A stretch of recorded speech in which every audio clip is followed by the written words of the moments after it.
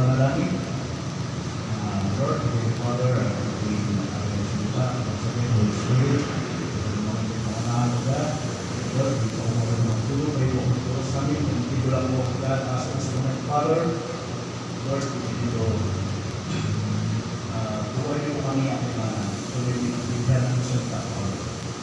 Lord, I must please, Jesus must increase in my life, Father. Thank you, Holy Spirit, in advance, buhay. Lahat ng kapatid sa salamat sa Panginoon Jesus. Amen. Sige po, ay isa po natin ang ating Bible. Ang pangakit po ay waiting for God's timing. Amen. Sa Psalm chapter 27 verse 14, sige, sabay-sabay natin basahin. Psalm chapter 27 verse 14.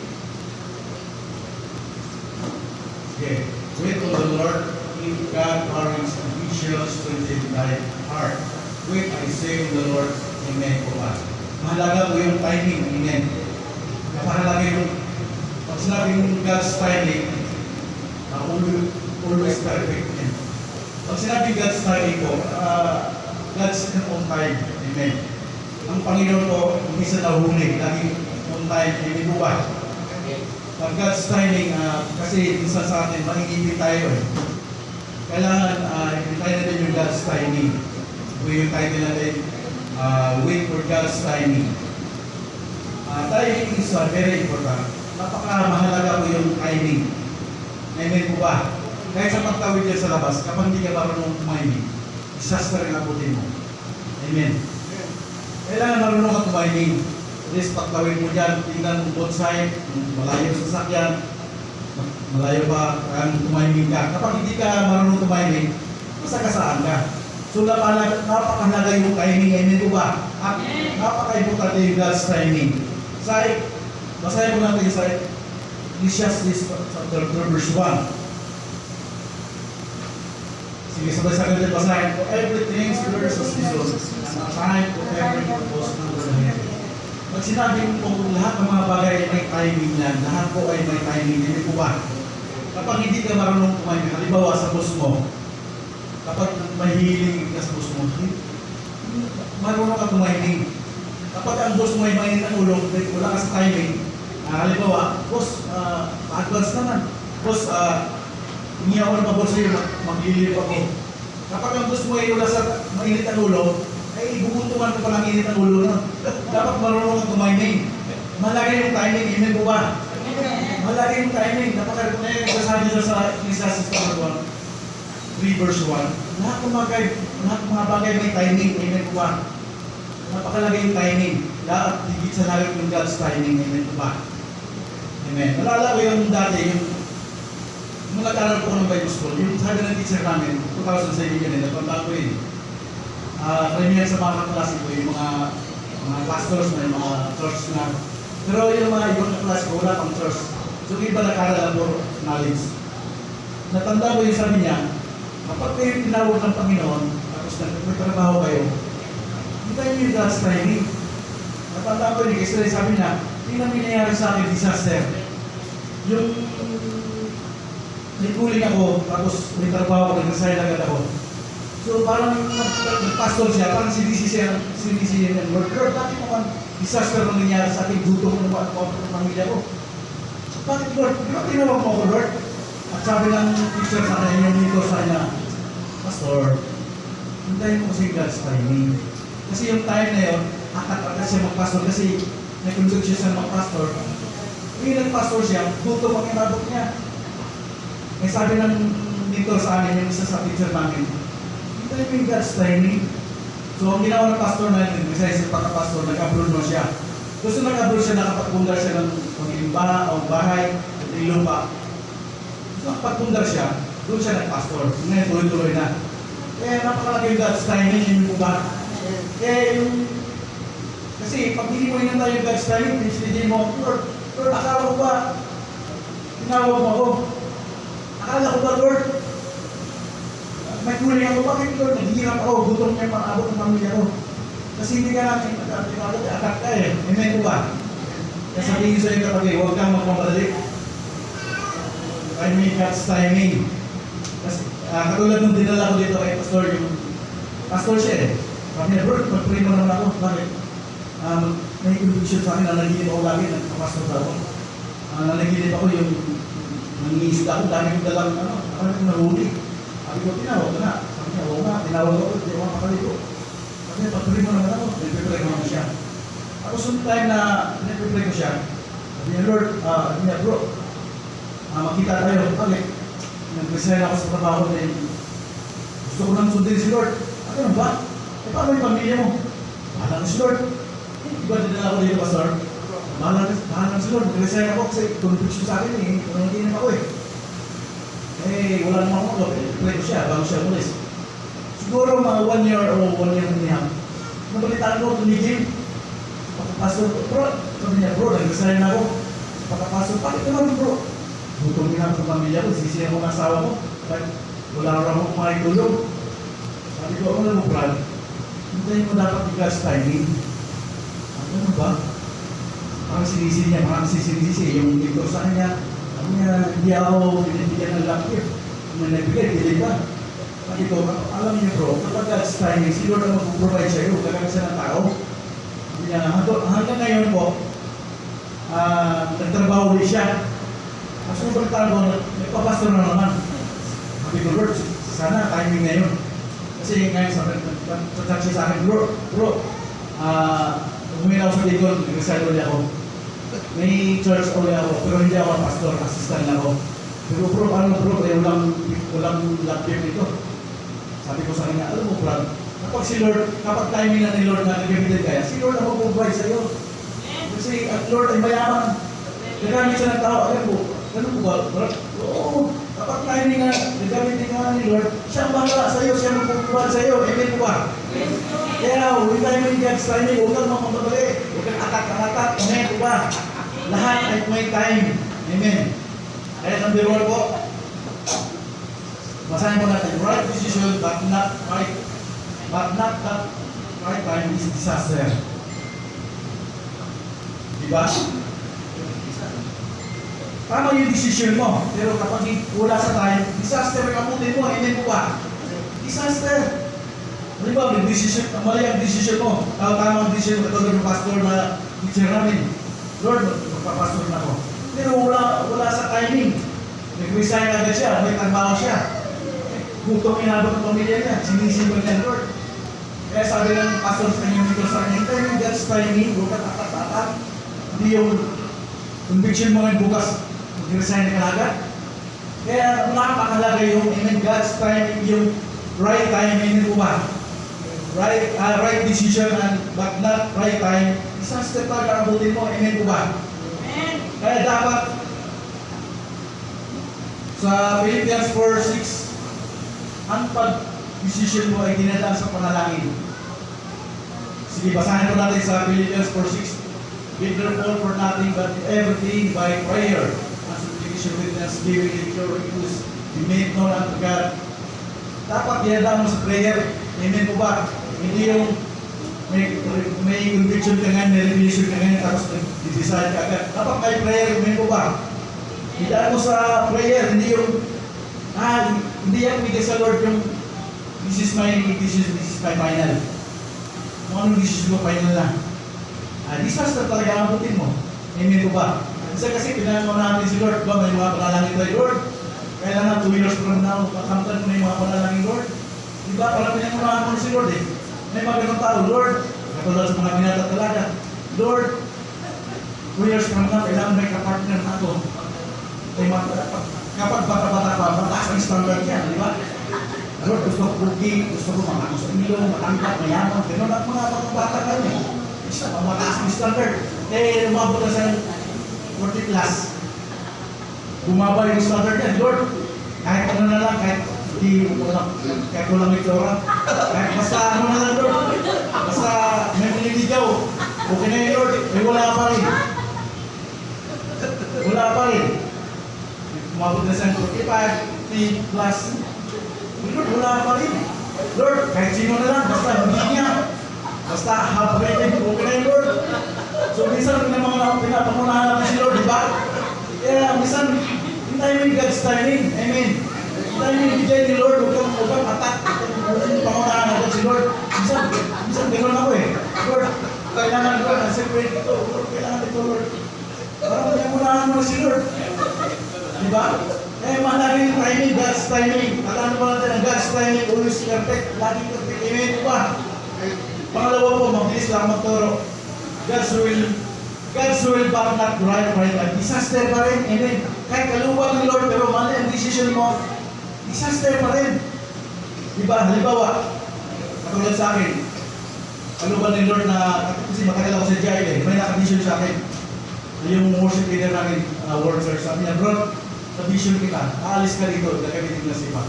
Ibig sabihin, God's will, kaluwag ng Lord. Tapos lahat sabi niya, na-vision kita, bro, yung mga kaharap mo, kumakain, mga matakas na tao. Sabi ko, kung mission po, sinina ko yun eh. Kung mission po, dahil nung time na yun, sumama ako sa traffic, nag-mission sa Pilipinas. Tapos sumindan na, nung nag-mission kami, unang mission namin yung governor. Yung governor, born again siya, sabi niya, doon kami kumain sa kanila. So, tama yung harap ko, governor, mayor, asawa ni mayor, saka yung mga mayaman, yung pamangkin ni Serious Minya. Mga mayaman sa Cebu yan eh. Saka yung mga businessman. Yun, kasalo ko kumain. Sabi ko, tama ang sinabi mo, Minan. Yung mga harap mo, mga kataas na tao, mga businessman. Ibig sabihin, God's will. Tapos dapat, right, hindi yung Lord, lilipat ako sa church na to. Dapat, tama ang decision mo. Kasi, kapag God's will na ililipat ka sa ibang church, kapag mali ang decision mo, disaster ko rin nabutin mo, amen ko ba? Halimbawa, Lord, God's will, lilipat ako dahil gagawin mo sa iba. Pero ang mali ang decision mo, nag-decision ka, Lord, dahil lilipat ako dahil may sama na ako dito. Lord, may nakagdama ako ng kaiba dito. Lord, hindi ko na gusto yung pamalakan dito. Tama, kaluwan ng Panginoon. Lord, kaluwan ng Panginoon, nagagawin mo sa lahat. Pero Lord, nag-decision ako, Lord, dahil may sama na akong loob sa mga magagawa ko. Hindi pa rin disaster kung nabutin mo, hindi mo ba? Kahit kaluwan ng Lord yan. Pero kapag hindi tama ang decision mo, disaster pa rin, hindi mo ba? Kaya dapat kapag God's will, right decision, amen po ba? Kaya mahalaga po yan. Ngayon, ako matagal ako sa GIL. God's will talaga. Kaluban ni Lord, tapos nag-decision ako. Sabi ko, Lord, yung kaluban mo, so hindi ang kaluban. Kaya tama yung God's will, right decision. Nag-decision na naman tama. Hindi ako malis sa GIL dahil may sama ng loob ako. May parang yung tanong sa akin, bakit ka malis sa GIL? Ang tagal mo na doon. Siguro may sama ng loob ka, no? Hindi, wala pa ng Lord na gagamitan mo sa iba. Nilagay mo sa iba naman. Para iba naman. Ganun ba? Wala akong sama ng loob. Eh kung sama ng loob ang pag-usapan, naman ba? Kaya ang mahalaga po, God's will, but not right time, disaster para nabutin mo. Tulad ng ano, sinasabi dito, if you wait at the right time, you will go through the process. Habang nag-antay ka ng right time, may process kang dadalan, hindi ko ba? May process kang dadalan, katulad ng katulad ni Sarah, asawa ni Abraham. Di ba, pinangabuhan sa ni Lord, mag-anak sila. Ang ginawa ni Sarah, siguro na inip, kurang na tayo, mag-anak dito. Di ba, pinagtatawa ni si Lord, umawa pa siya. Ang nag-decision siya, pinangunahan niya si Lord, sabi niya, Abraham, sibilin mo yung katulad natin. Pero bago yun, may pangako si Lord sa kanya, na magkaanak sila, doon, mag-umpisa yung pagmamana. Pero dahil pinangunahan niya si Lord, hindi niya natay God's timing. Anong nangyari? Pinasipingin niya yung katulong nila, tapos nagkaanak. Sino yung anak nila? Ano yung consequence ngayon? Si Ismail po, yung lahi ng mga Muslim ngayon, yun yung mga Muslim Islam. Killer, sakit sa ulo, yung mga Mauti, mga ISIS, mga Abu Sayyaf. Mga Muslims yan, yun yung lahi ng Ismail. Yun yung consequences yung ginawa ni Sarah na hindi niya nilintay yung right time. God's will, magkaroon sila ng anak, pero hindi na natay yung God's timing. Abraham, pinangunahan ni si Lord, tagal-tagal na, tanda-tanda na natin, durang na tayo. Sabi niya naman yung katulong natin. Eh si Abraham naman, siguro under Bonifacio, sumunod tayo. Sumunod si Abraham, sinitingan sino ba katulong niya? Sinitingan? Si Igar, kung nagkaanak siya. Pero grabe yung consequence, hanggang ngayon, di ba? Tingnan na sila ngayon, sakit sa ulo. Di ba? Mga bomba doon sa Mindanao. Yung mga nagtatanim ng bomba doon. Sino nag-start sa mga Islam? Ako, taga-Mindanao, daming Islam doon. Hindi naman lahat, may mga white, may mga katamot. Pero niya talaga, mamamatay tao. Katulad nung kasama kong Muslim. Parang normal lang sa kanila yung magdadala ng baril. Kahit civilian ka. Kasi ano sila, killer. Mamamatay tao. So yun yung consequence na pagpangunahan mo si Lord. Yung consequence, diba sinabi ng mga si Lord, hindi niya nantay yung God's timing. Hindi mo yung God's timing at saka sila, si Isaac. Diba? Doon na talagang doon pinagmamana sa Isaac. Kaya napakalaga po yung God's timing. Amen po ba? God's will, kailangan right time. Amen po ba? Huwag kang attack, huwag kang mamamadali. Katulad ng illustration na yun, katulad ng isang balinghoy. Sabi ng master sa balinghoy, balinghoy, gawin dito masarap na pagkain. Ang sabi ng balinghoy, sige master, gawin mo. Ang ginawa ng master niya, binabalatan siya. Ang sakit naman ito master. Ganoon talaga, pag masarap ang, para masarap ang pagkain, masarap na maging puto, gagawin ang puto masarap. Ang sabi ng balinghoy, ang sakit naman, kasi binabalatan na siya, kinukod-kod. Kasi pag gumawa ka ng puto, kubod-kod rin kaya. Kasi nakakasarap sa probinsya namin. Kinukod-kod yan. Tapos kinukod-kod yan, pagkatapos akala mo tapos na, sabi ng balinghoy, o tapos na siguro, gawin mo ako masarap na pagkain. Ang sabi ng master, hindi pa, ipigayin ka pa. Kasi ang pigado, kapag pinilong mapait yun, toksin yung sa ano, mapait yun. Kasi marunong ako nito mo, dati, bibinta kami ng masarap na puto. Maraming classes na didalanan, ganoon sa ating Panginoon. Habang nagkantay, may classes kang dadalan, amen ba? Dahil nung balinghoy na yun, yung binibiga siya, after noon, akala mo tapos na, sabi niya siguro tapos na. Gawin mo ng masarap na pagkain, nung binibiga siya, ilalagay pa niya sa lagay ng mamasahin, itinuhin pa yan. Sabi mo lang, grabe naman to. Ang dami ng mga klase, sakit naman. Pinuhin pa yan, tapos pagkatapos ng pino, lalagay mo ng mga sahog, mga niyog, mga panilip, pagpabango, asukal, parang masarap ang puto, gano'n. Kaya pag may nakita ko may mga kakanina dinatapon lang, sabi ko hindi nila alam kung maraming process, paano yung sumarap ang pagkain, tapos dinatapon nila. Kaya nakalala ko dati, nung loko-loko yung kasama ko, binigyan niya ako ng pagkain. Sabi na ko, may pagkain ako dito. Tinikman ko, sarap nga, puto siya. Tapos may mga vanilya, mabango siya, tapos may mga nyug. Sabi ko, sarap ito. Tapos ginahin ko, busog ako eh. Tapos may tumatawa siya. Sabi ko, boss, wala masarap. Ito, masarap. Napulot ko rin sa daan. Ang hirap ko, gusto ko magalang tayo. Napulot ko rin sa daan. Binigay sa akin. Alam ko ko na eh. Kasi loko ko yung sama ko eh. Sabi ko, kailan ako busog na, di ko may sukat ko. Kailan ako busog na. Kaya kung ano natin doon, ang puto, kung masarap yung maraming classes, may ba? Kapag nagkantay ka na God's timing, right time, maraming classes, huwag kang mainip. Ang ibig kong sabihin doon, habang nakakantay ka, ay process rin na anak na matuto ka magantay. Hindi, huwag kang mainip, huwag kang atak-atak. Lord, ito na. Tungkulin mo na, Lord. Diba? Ito yung pangatlo. Maganda yung pangatlo, pero meron ano yung pangatlo? God's timing, but wrong decision is disaster pa rin. Katulad ng God's timing, halimbawa, kay Moises. Ang sabi ni Lord, Moises, ilabas mo yung mga Israelita from the Egypt kasi isinibire sila, ilang taon silang naging alipin doon. God's timing na ilabas sila. Pero nung ilabas sila, puro reklamo, nag-decision. Moses, balik mo na kami sa ito. Mabuti pa ito, makakakain ka ng masarap na prutas dito. Mamapatay kami sa gutom. Nagsasawa na kami sa mana, puro. Yung mga decision nila, puro mali, puro reklamo. Kaya gawin nila disaster. Maraming namatay sa kanila, di ba? Yung iba, natabunan ng lupa, iba, pinagpapatay ni Lord kasi ang titigas ng ulo. Nag-decision ng mali. Kaya in this God's timing, naging bato pa. Katulad ng mga panalangin, marami tayong mga panalangin, ang haba-haba ng panalangin. Kung kailan tugunin ka na ni Lord, nag-decision ka na ng mali. Kung kailan ato mo na kamay yung pagpapala, naging bato pa dahil saan? Maling desisyon dahil sa pagrereklamo mo. Amen. Kaya may mga panalangin doon na haba-haba. Lord, at haba-haba ko nanalangin.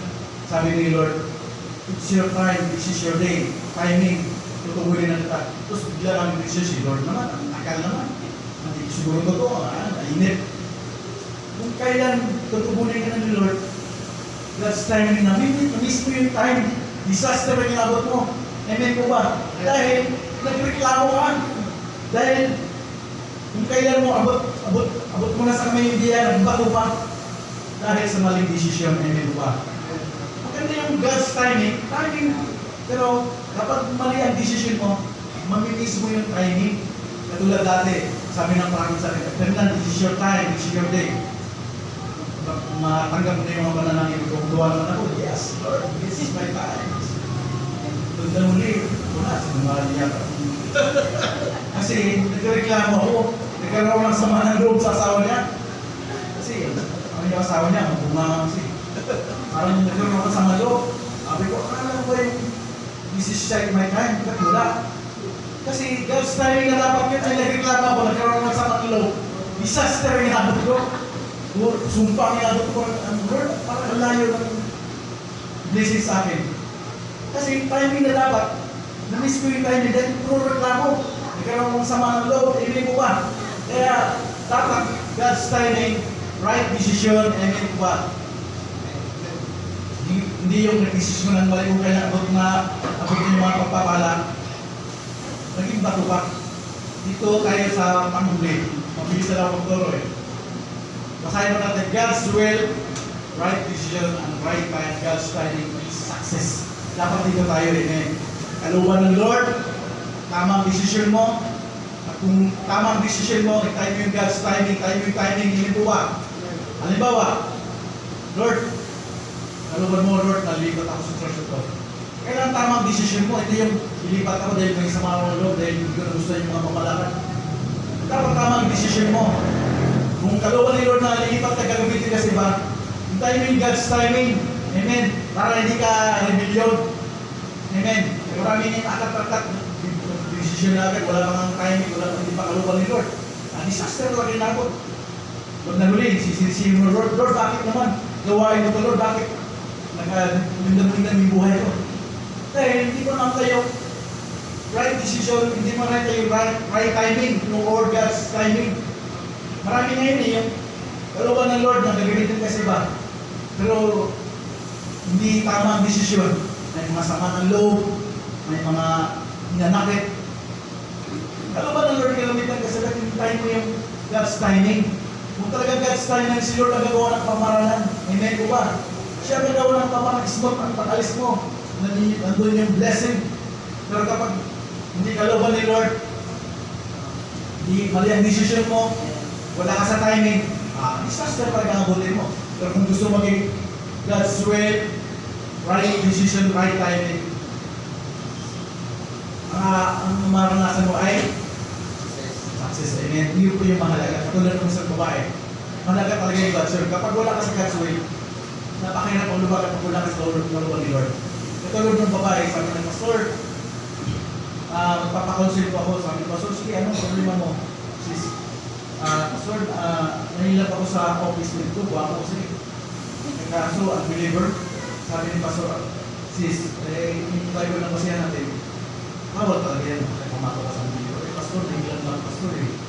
Isa yung buwa ko ng pastor. Nakuborn na din niya, pastor, dadalhin ko rin dito. Sabi ni pastor, mali nga kasi pumato ka sa unbeliever. Pastor, nahilang na ako eh. Dadalhin mo, mabuborn na din niya, pastor, kasi dadalhin ko dito sa church. Iisip ng pastor, nagpapakounsel ka, pero masunod ko dito din. Sabi ni pastor, tapos, sabi ni pastor, di naman isang bibigyan. Kasi, pumato ka sa unbeliever, mali talaga yun. Pastor, mamamatay ko pag hindi ko siya masama. Ganun ba? Mamamatay ka? Sige, asawin mo na. Kaya ginawa na yung siya kasi mamamatay ka siya. Dumating yung, so nagpakasal na kasi mamamatay nga siya pag hindi siya maasawa eh. Mahal na niya eh. Nung dumating yung panahon na nagkasawa na sila, kung lumabas yung lalaki sa lalaki. Yung believer kasi, binubog siya. Kasi ang mag-asawa kapag nakikita yung ugali sa 1 year to 5 years, ganun yung makikita mo, ganun pala ang ugali nito. So, binubog siya. Bakit talagang disaster rin natin niya. Kasi wala sa kaluban ni Lord. Nagpakausay ulit sa pastor. Pastor, nagpakausay ulit. Ano nangyari? Binubog siya nga. Bakit? Binubog ka ng asawa ko. Ay, bakit naman? Masama pala ang ugali mo. Di ba sinabi ko siya dati na makipamato? Pastor, gusto ko siya giwala yan. Sabi ni pastor, sis, ang pinag-isa ng Diyos ay huwag paghiwalay ng tao. Ano? Paghiwalay siya. Eh, Pastor, mga matay ko, pag-ibig sa hiwalay. Kaya sabi ni Pastor, matay ka lang. Yung ibig sabihin, nagkapapalakas kalooban ni Lord, disaster talaga, hindi mo ba? Kaya lahat ng mga plano natin, lahat ng mga decision dapat, kalooban ni Lord, hindi mo ba? Kaya dito pa ako magtago sa Proverbs chapter 3 verse 6. Sabi natin basahin, all the ways acknowledge you, and He shall direct your paths. Lahat ng mga plano natin, isang dulo mo natin sa Panginoon, hindi mo ba? Katulad ni David. Si David, binasagang mandirigma. Magaling si David eh. Alam ni David, anointed siya eh. Kaya nahigit sa kanya sa Saul eh. Kasi yung kumanta yung mga Israelita, sabi niya kay David, 1,000 ang pinapatay, kung samantalang kay Saul, 1,000 lang. So nahigit si Saul. So alam natin si David, bakit kang mandirigma? Magaling, mahusay, paayos ang puso at anointed pa. Pero magtataka ka doon kasi tuwing lalaban siya, Lord, sino sumasunod mo sa akin? Lord, magtatagumpay ba ako? Lalabanan ko itong Panginoon, magtatagumpay ba ako, Panginoon? Ganoon siya eh. Sinasagunin mo rin sa Panginoon, hindi yung magaling ako, sige, palitan. Punta tayo, sige, labanan natin sila. Kasi magaling ako, anointed ako. Pero ang nangyayari David, acknowledge Him, na-acknowledge mo na niya, Lord, lalabanan ko ba ito? Lord, magtatagumpay ba ako dito? Nakuha niyo ba? Lahat ng mga plano, isagunin mo lang sa Panginoon. Sabihin mo lang sa Panginoon, Lord, magtatagumpay ba ako dito? Lord, nilala akong mga sa church, kaluban mo ba? Kung kaluban mo, Lord, dapat yung tamang decision ko, Lord, at yung God's timing. Dapat ganoon, amen ko ba? Kapag may bala ka umalis dito, dapat kaluban ni Lord, hindi yung aalis ka dahil masama ka ng loob, hindi yung aalis ka dahil sama ka ng loob. Dapat God's will, amen ko ba? May mahalaga yung kalooban ng Lord. Kapag wala ka sa kalooban ni Lord, disaster ako ng abutin mo, amen ko ba? Kaya, mahalaga po yung lahat ng mga plano natin, lahat ng mga decision natin sa buhay. Acknowledge God's first, amen ko ba? Amen. Unahin mo natin si Lord lagi. Lagi siyang unahin. Lord, lagi natin ipapaalam, Lord, may plano kung ganito ko yan. Kalooban ng Lord, magkatagumpay ba ako dito? Amen ko ba? Kaya dito po ako magtakos at mag-pray tayo, Lord. Maraming salamat, Father, sa katuruan na binigay mo sa akin, Lord. Turuan niyo po kami, aking Ama, na lumalakad kami sa God's will at sa right time at God's timing, Lord. Turuan niyo po kami, Panginoon, na manatili sa iyo, Father, sa aming pagbuban, aking Ama. Huwag mong hayaan ang aming mga puso mag-rebellion. Huwag mong hayaan ang aming mga puso, Lord, magpapitigas. But, Lord, pagpus ang aming mga puso, gawin mo serve our heart, Lord. Gawin mong masunurin puso, O Lord. Gawin mong puso maging masunurin sa kalooban mo, Father. Thank you once again, Holy Spirit. Thank you sa design and level ko sa amin. Patuloy ko balik ang lahat. Patuloy masalamat sa pangalan ni Jesus. Amen.